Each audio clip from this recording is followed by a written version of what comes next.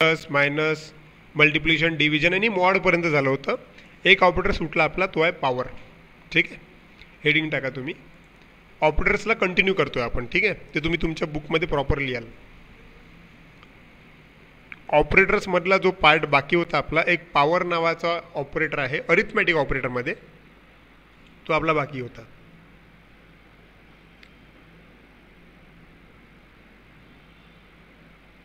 This function is used to provide the power of a number. This function is used to provide the power of a number.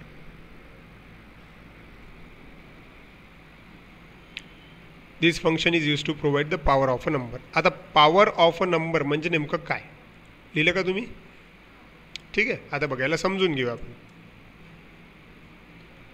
Power of a number. ठीक आहे,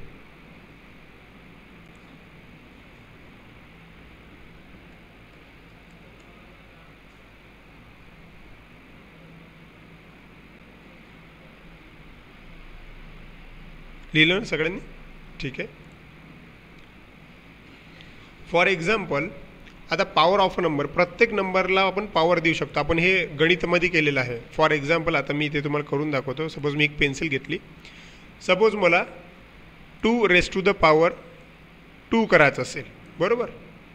याचा अर्थ काय झाला? याचा answer काय येणार आहे? राईट, 4 येणार आहे, बरोबर ना. 2⁻² मीन्स 4. हे तुम्ही 4 कसं काय सांगितलं? हां, म्हणजे तुम्ही काय केलं, या 2चा पॉवर काढला. राईट, 2चा पॉवर म्हटलं काय म्हणजे काय? 2 × 2. ठीक आहे, असंच ना. सपोज मी म्हटलं असतं 2⁻³ याचा अर्थ काय झाला असता? 2 × 2 म्हणजे 3 टाइम्स मल्टिप्लिकेशन, बरोबर.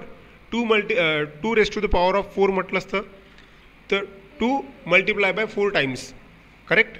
म्हणजे तुम्ही काय करू राहिला, एखाद्या नंबरचा तुम्ही पॉवर काढून राहिले. करेक्ट. तर असा जर तुम्हाला पॉवर काढायचा असेल, बघा स्क्वेअर आणि पॉवरमध्ये फरक आहे. स्क्वेअर म्हणजे एखाद्या नंबरला नंबरशीच मल्टिप्लिकेशन करणं आणि स्क्वेअर तिथे संपला. पॉवर म्हणजे एखाद्या नंबरला त्याचा पॉवर किती आहे तेवढ्या टाइम्स करणे म्हणजे पॉवर काढणे. ठीक आहे, ओके. अशा परिस्थितीमध्ये हा जो 2 असतो ना, याला सपोज फर्स्ट व्हेरिएबल म्हणतात, त्याला म्हणतात ए, आणि हा जो 3 आहे म्हणजे r⁻, याला म्हणतात बी. असं ठरवा. ठीक आहे. आता बघा हे कसं करायचं. तुम्ही पॉवर लिहिलं, हे पॉवर लिहिलं. ठीक आहे. सिंटॅक्स, याला यूज कसं करायचं? Syntax,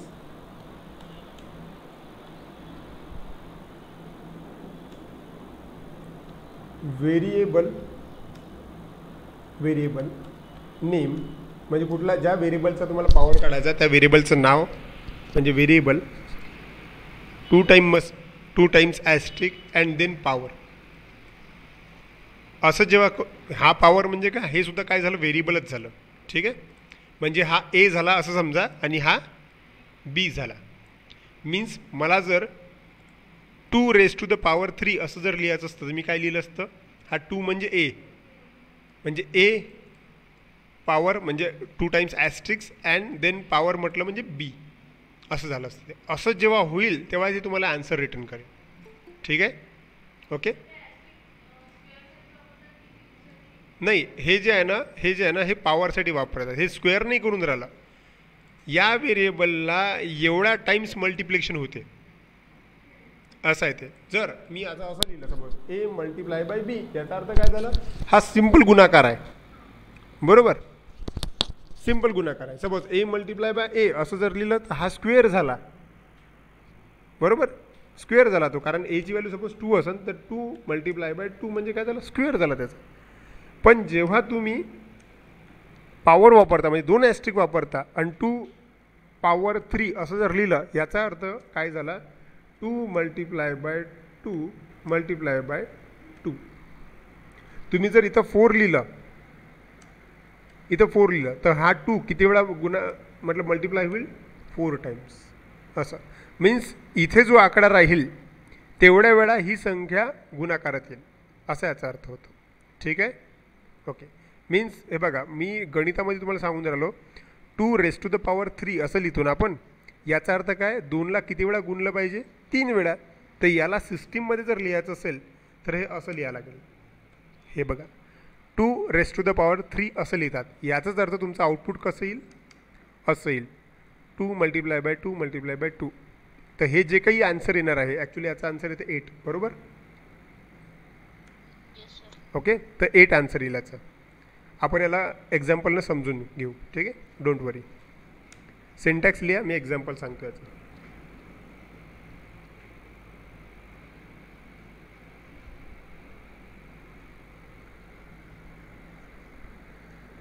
variable name 2 time * and power.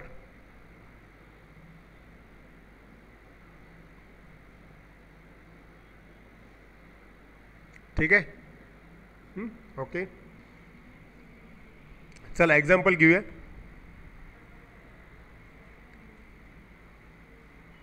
बघा, सोपं एक्झाम्पल घेतो मी. 2 व्हेरिएबल घेतो, ए आणि बी. मला असं करायचं आहे, हे 2⁻³ हे करायचं आहे मला. ठीक आहे, म्हणजे काय करेल मी, ए = सपोज 2, ओके, आणि बी व्हेरिएबल घेतला तो 3. आता मला 2चा पॉवर 3 असा काढायचा आहे, 2⁻³ असं करायचं आहे. याचाच अर्थ काय, तुम्हाला पॉवर नावाचं फंक्शन यूज करायला लागेल, म्हणजे ऑपरेटर यूज करावं लागेल. ठीक आहे, पण हे कुठेतरी ठेवावं लागेल ना उत्तर. ते एक काम करतो मी, Z घेतो नेहमीप्रमाणे, आणि कसं करेल मी, ए 2 टाइम्स *, ओके, आणि कोणाची व्हॅल्यू, बीची. असं जेव्हा लिहेल मी, याचा अर्थ काय झाला ते सांगतो मी. आता बघा, मी तर हॅश देऊन लिहितो. हे जे मी लिहिलं ना, ए * 2 टाइम्स * बी, याचा अर्थ एची व्हॅल्यू 2 * 3 असा याचा अर्थ झाला. पण यालाच गणितामध्ये जर करतो म्हटलं तर कसं झालं असतं, हे 2 × 2 × 2. तर याचं जे काही उत्तर येईल हे कशात जाईल, झेडमध्ये. आता हे जर करतो म्हटलं तर 2 × 2 4 अँड × 2 मीन्स 8, करेक्ट. म्हणजे 8 जे आहे हे कशात आहे, झेडमध्ये गेले. आता जर मी याला प्रिंट करतो म्हटलं, प्रिंट झेड. ठीक आहे, रन करून बघू.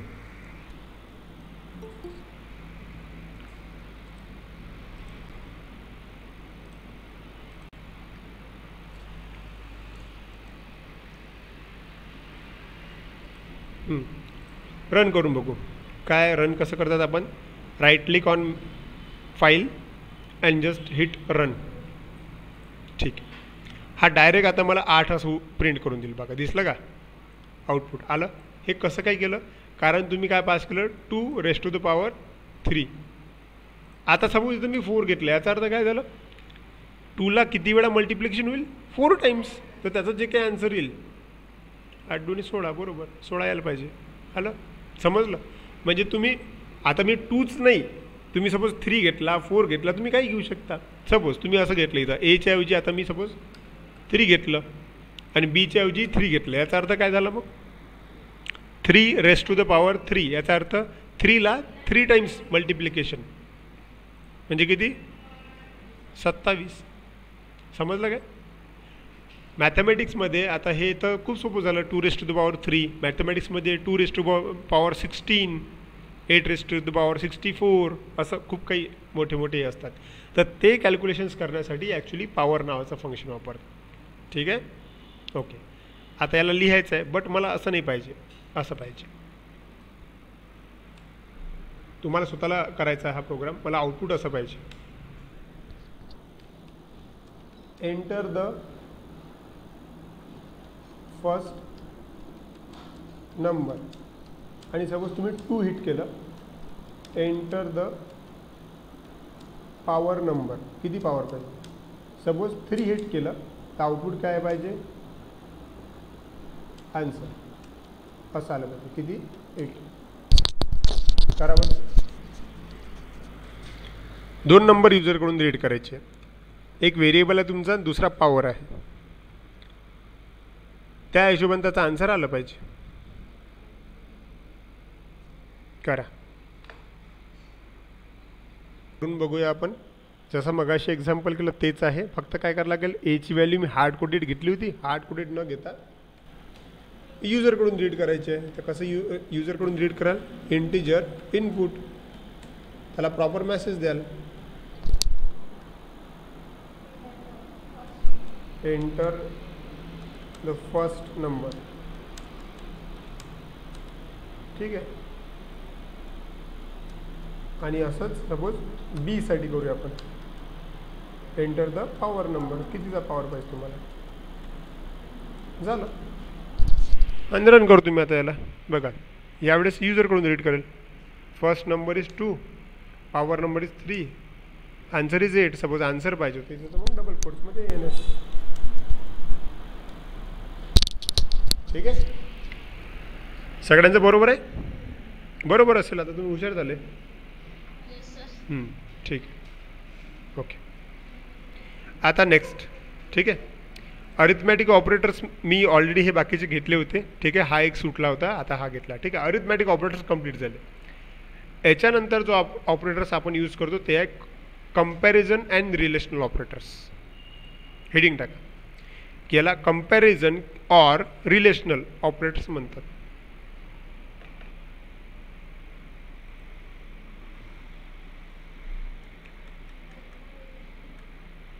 Comparison or relational operators.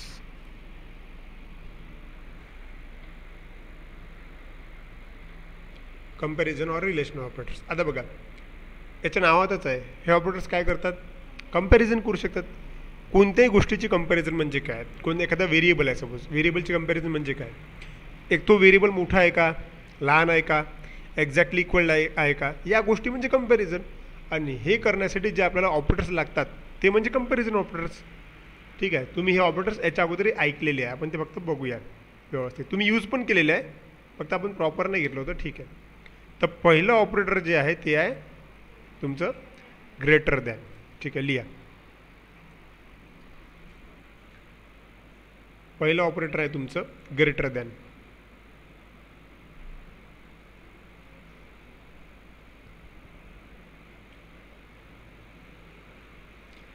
काय वाटते तुम्हाला ग्रेटर दॅन म्हणजे काय?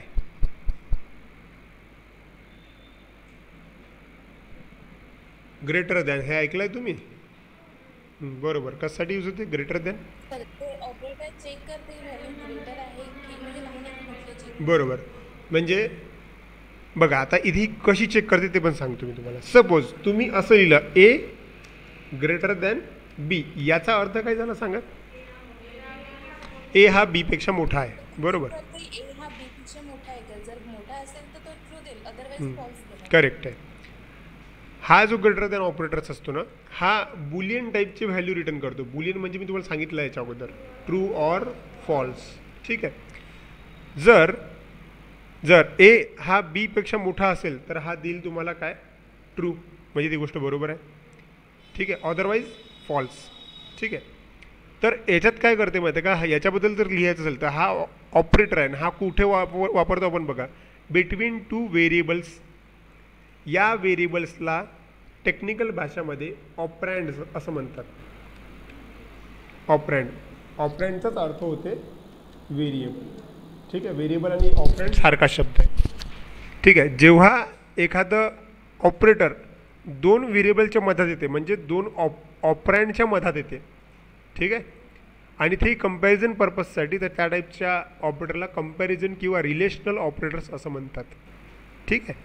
आता हे कोण करायला बघा, इथं काय लेफ्ट साईडला एक ऑपरँड आहे आणि राईट साईडला एक ऑपरँड आहे. हे जे ग्रेटर दॅनचं साईन आहे हे काय चेक करते की लेफ्ट साईडचा ऑपरँड राईट साईडच्या ऑपरँडपेक्षा मोठा आहे की नाही. जर असेल तर ट्रू देईल, नसेल तर मग फॉल्स. क्लिअर? ठीक आहे. इथं बघा, इथं एक सांगतो मी तुम्हाला, इथं इक्वल टू असा नाही आहे, म्हणजे सरळ आहे. एकदम मोठा असेल किंवा नसेल, मॅचिंग नाही होणार आहे तिथे, कारण ते वेगळा ऑपरेटर आहे. ठीक आहे. ओके. क्लिअर? लिहूया मग आपण याचं एक्झाम्पल बघूया. ठीक आहे. लिहा. Greater than this function, sorry this operator will return true. This operator will return true if left operand. This operator return true if left operand in bracket लिहा variable. ऑपरँड म्हणजे variable. Left operand greater than right operand. Left operand किंवा left variable greater than right operand किंवा right variable.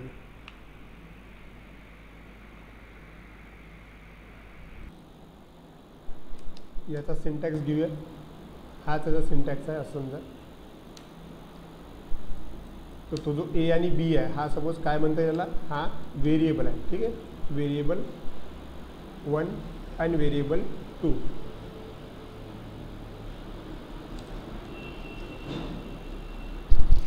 दोन व्हेरिएबलच्या मधात तुम्ही काय greater दॅनचं sine टाकलं बस. आता आपण याला करून बघूया. सोपं लॉजिक आहे. मला काय करायचं आहे, दोन व्हेरिएबल घ्यायचे. त्यातला पहिलावाला व्हेरिएबल दुसऱ्यावाल्यापेक्षा मोठा आहे की नाही एवढं प्रिंट करायचं बस. ठीक आहे, चला करूया आपण. एक्झाम्पलमध्ये दोन व्हेरिएबल घ्यायचे. सपोज मी ए घेतलं, त्याची व्हॅल्यू ठेवली 10. हार्ड कोडेड व्हॅल्यू मी यूज करतो 10. एक बी घेतला, त्याची व्हॅल्यू ठेवली मी 5. आणि मला चेक करायचं आहे की ए हा बीपेक्षा मोठा आहे की नाही. आता तुमच्या डोक्यात आलं असेल की चेक करायचं म्हणजे काय, इफचा यूज करायला लागेल ना. म्हणजेच इफ काय लिहाल तुम्ही मग, ए ग्रेटर दॅन बी आहे का. एक असेल किंवा नसेल. आणि जर असला तर काय झालं पाहिजे, प्रिंट झालं पाहिजे. बरोबर. हां, आता काय प्रिंट झालं पाहिजे, आउटपुट नेहमी युजरला समजेल असं प्रिंट करायचं असते. कंपॅरिझन काय आहे, ग्रेटर दॅन आहे की नाही. तर काय लिहाल तुम्ही, ए इज ग्रेटर दॅन बी. बरोबर. तर तुम्ही प्रिंट असं लिहू शकता. कंडिशन ट्रू असं जर लिहिलं कॉमन तर कसं आहे, समोरच्याला एक समजेल फक्त कंडिशन ट्रू आहे, पण नेमकं काय, याचा अर्थ ए इज ग्रेटर दॅन बी. बरोबर. कंडिशन ट्रू म्हणजेच काय, ए इज ग्रेटर दॅन बी ना. मग मी तेच लिहितो, ए इज ग्रेटर दॅन, की एची व्हॅल्यू ग्रेटर आहे बी पेक्षा, ग्रेटर दॅन बी. ठीक आहे. पण समजा असं नाही झालं म्हणजे मग याचा अर्थ काय, एल्स पार्ट आहेच तुमच्याकडे. याचाच अर्थ काय झालं मग, बी इज ग्रेटर दॅन ए. समजलं का तुम्हाला, बी इज ग्रेटर दॅन ए. असं नाही झालं समजा पहिली कंडिशन जर फॉल्स असेल की ए हा बी पेक्षा मोठा नाही, तर याचाच अर्थ काय असेल, होऊ शकते बी ए पेक्षा मोठा असेल. ॲक्च्युली याला एक्झॅक्टली इक्वल टू पण मॅच करता येते, पण सध्या त्याची आवश्यकता नाही आहे. बघा, A is greater than B. Simple. मला फक्त तुम्हाला हे कसं यूज केलं हे सांगायचं होतं. तुम्ही हे याच्या पहिले यूज केलेलं आहे. करेक्ट. आपण याचे एक्झाम्पल याच्या पहिले घेतलेलं आहे. ठीक. लिहा. Write a program to check. Write a program to check whether the variable a is greater than b or not.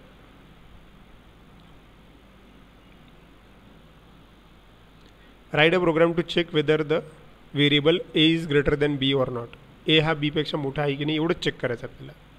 आणि सोपा प्रोग्राम नेहमी मनाने लिहिण्याचा प्रयत्न करायचा. ठीक आहे, झालं. ओके. नेक्स्ट, जसं ग्रेटर दॅन आहे तसंच काय असणार आहे, लेस दॅन असणार आहे. चला, दुसरा आहे लेस. लिहा लेस than.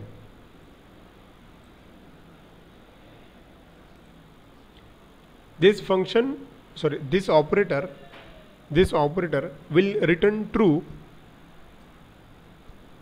This operator will return true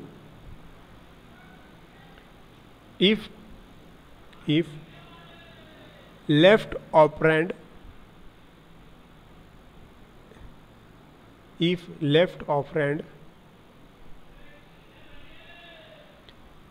less than right operand. This function will return true if left operand will less than right operand.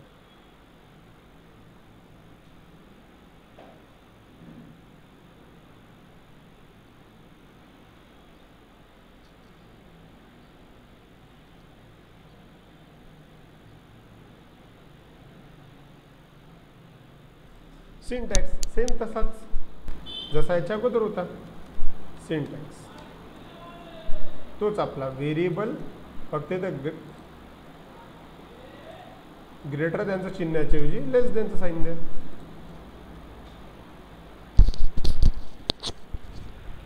ठीक आहे. आणि एक एक्झाम्पल करूया. सेम तेच एक्झाम्पल कामात पडू शकते आपल्या. आता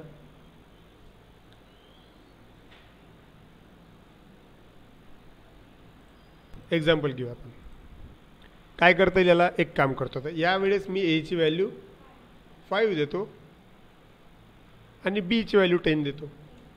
आपल्याला चेक करायचं आहे की ए हा लहान आहे का. ठीक आहे.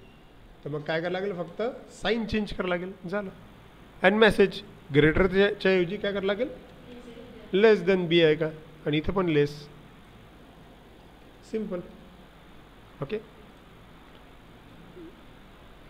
लिहा. Write a program to check whether the variable, write a program to check whether the variable a is less than b. Write a program to check whether the variable a is less than b. a हा b पेक्षा लहान आहे की नाही हे check करायचं आहे तुम्हाला. ठीक आहे. प्रोग्राम मनाने लिहिण्याचा प्रयत्न करा. Okay. Next function is exactly equal to. Next function is exactly equal to.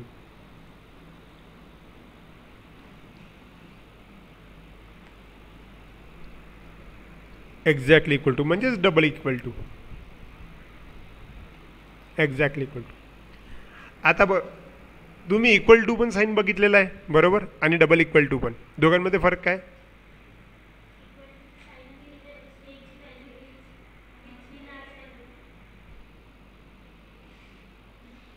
हां काय?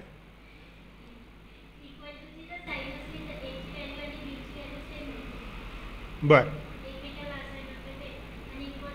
सेम होते की असाइन होते? सेम होते.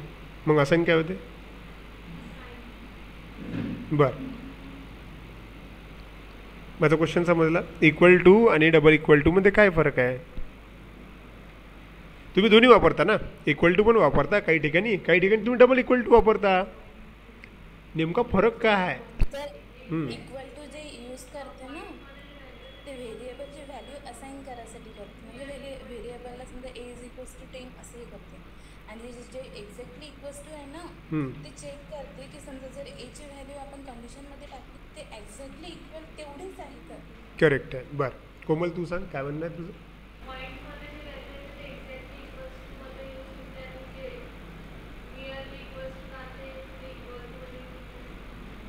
नाही. बघा याचं उत्तर आहे, बघा आपण दोन्ही गोष्टी बघतो. ठीक आहे. तुम्हाला वेळ पडल्यावर तुम्ही डबल इक्वल टू पण वापरता आणि सिंगल इक्वल टू पण वापरता. ठीक आहे. आता बघा मी तुम्हाला उदाहरणाने हे समजवतो. प्रीती बरोबर. प्रीती तुला हे उत्तर माहीत आहे. ठीक आहे. बट तुला सांगता नाही आलं. हे असं नाही झालं पाहिजे ना. म्हणजे तुम्ही ह्या ज्या काही गोष्टी होतात यांना लक्षात घ्यायच्या. मला माहीत आहे की हे तुला उत्तर माहीत आहे, फक्त तुला ते शब्द नाही सुचून राहिले की जे पाहिजे.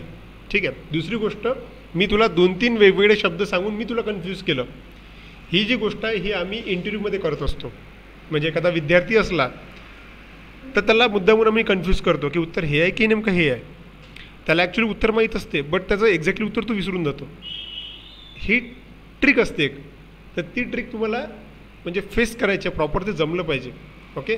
कारण आम्हाला काय करायचं, सिलेक्शन करताना आम्हाला गर्दी कमी करायची असते आणि आम्हाला बेस्ट निवडायचा असतो. बऱ्याचशा वेळेस या चक्करमध्ये काय होते, तो विद्यार्थ्याला माहीत असतं उत्तर पण तो बाकीच्यांनी कन्फ्यूज केल्यामुळे तो आउट होऊन जातो एकदम. ठीक आहे. आता बघा याचं उत्तर काय. शब्दसाठा तुमच्याकडे असला पाहिजे. जर तुम्ही 2 व्हेरिएबलच्या मधात इक्वल टू वापरला, हे जे मी लिहिलं आता सपोज x इक्वल्स टू 5 असं जर लिहिलं, हे उदाहरण मी नेहमी सांगतो तुम्हाला कारण मला गणितात एवढंच येते फक्त. ठीक आहे. x इक्वल्स टू 5 याचा अर्थ काय? एक्सची व्हॅल्यू 5 आहे. याचा अर्थ 5 कशामध्ये गेला? 5 मध्ये गेला. याला म्हणतात असाइनमेंट. म्हणजे हे जे केलं तुम्ही याला काय म्हणतात? असाइनमेंट. तुम्ही असाइन केली व्हॅल्यू म्हणजे दिली. ठीक आहे. जर जर मी असं लिहिलं एक्स एक्झॅक्टली इक्वल्स टू 5 असं जर लिहिलं, याचा अर्थ असा की एक्समध्ये 5 आहे की नाही, म्हणजे कंपॅरिझन. सिंगल इक्वल टू जर असेल तर असाइनमेंट डायरेक्टली 5 एक्समध्ये चालला जाईल, नो प्रॉब्लेम. ठीक आहे. पण मी एक्स एक्झॅक्टली इक्वल टू 5 असं जर लिहिलं तर याचा अर्थ एक्झॅक्टली इक्वल टू म्हणजे दोन्ही साईडला 5 आहे की नाही, म्हणजे एक्सची व्हॅल्यू 5 आहे की नाही, याला म्हणतात कंपॅरिझन. ओके. तर हा दोन फरक आहे. जर सिंगल इक्वल टू असेल तर तुमच्या लक्षात आलं पाहिजे की इट इज अ असाइनमेंट, आपण व्हॅल्यू असाइन करतो. ठीक आहे. आणि जर डबल इक्वल टू असेल तर आपण व्हॅल्यू कम्पेअर करतो. म्हणजे एक्समध्ये जर मी असं लिहिलं, आता मला दुसऱ्याला समजतो ए अँड बी असं लिहिलं मी, आणि वर जर लिहिलं सपोज ए अँड बी, या दोघांमध्ये फरक काय माहीत आहे का? पहिला जो इक्वल टू आहे त्याचा अर्थ असा की बी कशामध्ये गेला, एमध्ये गेला. ठीक आहे. आणि दुसरा डबल इक्वल टू जो आहे याचा अर्थ असा की कंपॅरिझन, की बीची एची व्हॅल्यू आणि बीची व्हॅल्यू सारख्या आहे की नाही, याला म्हणतात कंपॅरिझन. हां होते ना. हां एक्झॅक्टली, म्हणून तर इथे लिहिलं आहे मी एक्झॅक्टली इक्वल टू म्हणजे 2 वेळा इक्वल टू, आणि फक्त इक्वल टू लिहिलं असतं तर मग सिंगल इक्वल टू. पण हेच कन्फ्युजन तुम्हाला लक्षात ठेवायचं आहे, कारण तुम्ही तर अजून लहान आहात, तुम्ही जस्ट निघाले आता एक एक लँग्वेज शिकत. अशा तर कितीकच लँग्वेज येईन समोर, आणि प्रत्येकच लँग्वेजमध्ये हा कन्सेप्ट आहे. ठीक आहे. तसं लक्षात ठेवायचं. आता हे मला डबल सांगायची गरज नाही पडली पाहिजे तुम्हाला. एक इक्वल टू म्हणजे असाइनमेंट, व्हॅल्यू देणे. याचं उदाहरण असं लक्षात ठेवायचं, ए इक्वल टू बी याचा अर्थ बी कशामध्ये गेला, एमध्ये गेला, तुम्ही व्हॅल्यू दिली. आणि दुसरं आहे डबल इक्वल टू, याचा अर्थ ए आणि बी याच्या मध्यात जर इक्वल टू आहे, डबल इक्वल टू आहे, याचा अर्थ एची व्हॅल्यू आणि बीची व्हॅल्यू सारखी आहे का, म्हणजे कंपॅरिझन. बस एवढंच. याला लक्षात ठेवायचं. दुसरं एकदम सोपं एक सांगतो मी तुम्हाला, नेहमी लक्षात ठेवायचं की इफ, जर तुम्ही इफ वापरत असाल, कंपॅरिझन म्हटलं की इफ आलं बरोबर, आणि हे जे डबल इक्वल टू आहे ना हे नेहमी इफमध्येच येते, असं बाहेर लिहिता येत नाही. ठीक आहे. आणि सिंगल इक्वल टू जो आहे हा इफमध्ये कधीच लिहिता येत नाही. ओके. तर कंपॅरिझन म्हणजेच इफ. तर हे जे डबल इक्वल टू आहे हे नेहमी इफमध्येच लिहिता येते, दुसरीकडे कुठेच असं लिहिता येत नाही. आणि जे सिंगल इक्वल टू आहे हे इफमध्ये कधीच लिहिता येत नाही. ठीक आहे. बस सोपं. हे जे कन्फ्युजन आहे हे मलाही भरपूर होत होतं, पण ते प्रॅक्टिस करू करू करू करू रोज कोडिंग लिहू आता ते सेव्ह झालं डोक्यात हार्ड डिस्कमध्ये आपल्या. ठीक आहे. असंच तुमचंही होईल, प्रॅक्टिस पाहिजे. ठीक आहे. लिहिलं का तुम्ही डबल इक्वल टू? लिहा आता. This function is use, sorry this, हे फंक्शनच कोण येते काय माहिती. ठीक आहे. This operator is use,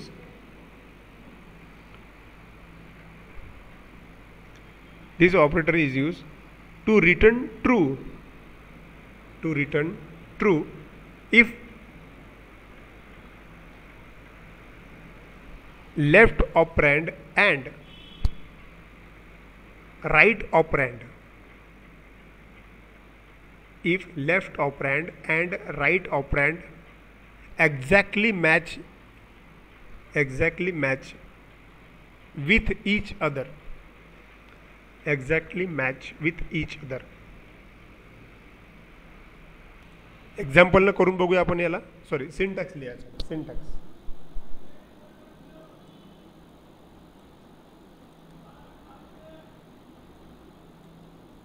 syntax variable 1 exactly equals two variable 2.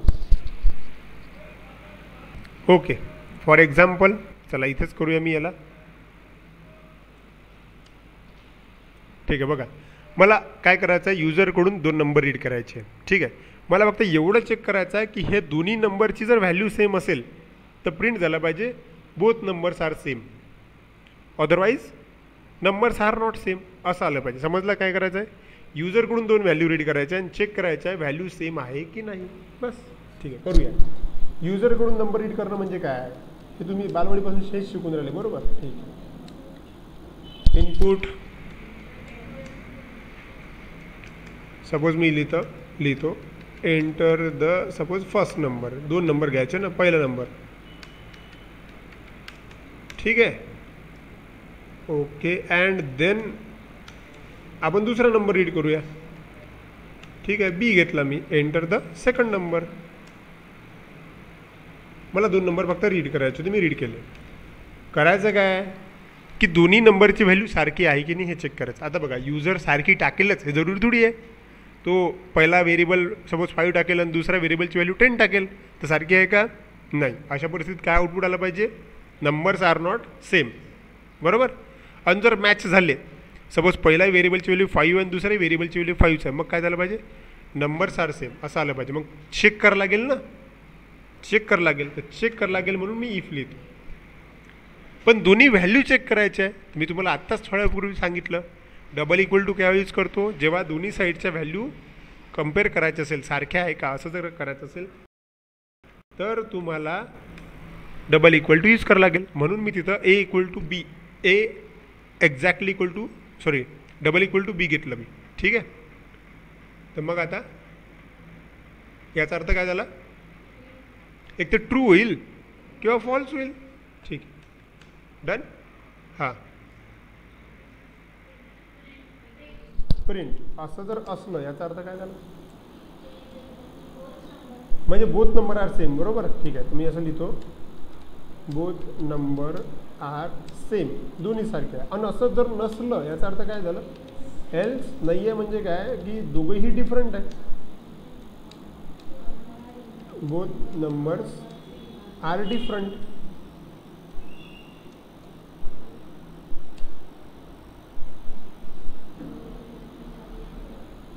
ठीक आहे, सेव्ह आणि जस्ट रन करतो मी आता. Enter the first number. Suppose पहिला नंबर मी 5 टाकला. Enter second number. दुसरा नंबर मी 10 टाकला. मॅच होईल का? नाही. बोथ नंबर्स आर डिफरंट म्हटलं त्यानं. बरोबर. आणि सपोज मी पुन्हा रन केलं आणि पहिला नंबर सपोज 5 टाकला आणि दुसरा नंबर 5 टाकला, तर मॅच होईल. Both number are same. Clear झालं? ठीक. लिहा, write a program to read 2 numbers from user. Write a program to read 2 numbers from user and check whether their values are same or not.